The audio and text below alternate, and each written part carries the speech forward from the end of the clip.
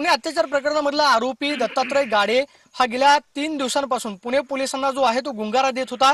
पुणे पोलिसांना माहिती मिळालेली होती की तो त्याच्या गावाच्या परिसरामध्येच आहे, मात्र गावापासून अगदी 1 किलोमीटर अंतराच्या परिसरामध्ये ज्या ठिकाणी कॅनॉलचा हा खड्डा आहे आपण पाहतोय की याच ठिकाणी दत्ता गाडे जो आहे तो लपलेला होता। आणि ज्यावेळेस ड्रोन कॅमेऱ्याच्या मदतीनं ज्यावेळेस त्याला अनाउन्सिंग करण्यात आलं की दत्ता गाडे तू बाहेर ये, तुला सुरक्षित ठिकाणी आम्ही पोहोचू, सरेंडर कर, अशा पद्धतीचं आवाहन जे आहे ते पोलिसांकडून करण्यात आलं। गावकऱ्यांनी विश्वास देण्याचा प्रयत्न केला आणि आपण पाहतोय की त्यानंतर दत्ता गाडे जो आहे तो या ठिकाणी येऊन उभा राहिला आणि पुणे पोलिसांनी तातडीने त्याला ताब्यामध्ये घेतलं। हाच तो कॅनॉलचा परिसर आहे की कॅनॉलच्या या खड्ड्यामध्ये आपण पाहतोय की या पद्धतीने ही गाड्या ज्या आहेत त्या या ठिकाणी आलेल्या आहेत।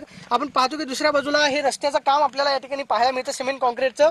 मात्र या खड्ड्यामध्ये दत्ता गाडे जो आहे तो लपलेला होता। पुणे पोलिसांना तो गुंगारा देत होता। साधारणतः उसाचं क्षेत्र होतं, दुसऱ्या बाजूला मक्याचं क्षेत्र होतं, कांद्याचं क्षेत्र होतं। लपण्याचा प्रयत्न केला, कदाचित त्याला भूक लागलेली असावी, त्यामुळे त्याच भुकेच्या व्याकुळतेने आपण पाहतोय की याच खड्ड्यामध्ये दत्ता गाडे जो आहे तो येऊन बसला। मात्र ज्यावेळी ड्रोनच्या माध्यमातून त्याला आवाहन करण्यात आलं की दत्ता गाडे तू सरेंडर हो, घाबरलेल्या अवस्थेमध्ये तो पुलावरती येऊन उभा राहिला आणि गावकऱ्यांनी त्यानंतर त्याला पुणे पोलिसांच्या ताब्यामध्ये दिलेला आहे। दत्ता गाडे पुणे पोलिसांच्या ताब्यामध्ये आलाय।